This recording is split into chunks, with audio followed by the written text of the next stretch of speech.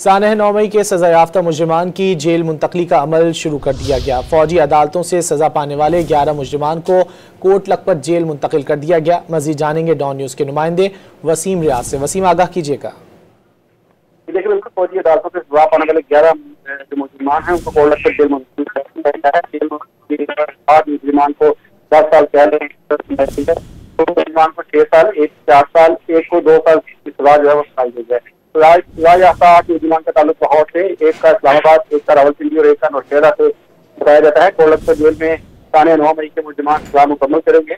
लाहौर के अली शान, जान मोहम्मद खान, जियाउर रहमान, रहीम हैदर, मोहम्मद हाशिर को जो है वो मुंतकिल किया गया है। इसी तरह लाहौर के हाजी खान, बिलावल, मनरूर भी जेल जो है तो मुंतकिल किया गया है। इस्लामाबाद के अब्दुल हादी, रावलपिंडी का इमरान महबूब को सेंट्रल जेल मुंतकिल किया गया है। नौशहरा के दाऊद खान को सेंट्रल जेल जो है वो मुंतकिल करके तमाम जो कार्रवाई मुकम्मल कर दी गई। बहुत शुक्रिया वसीम रियाज इन तफसीलात के लिए।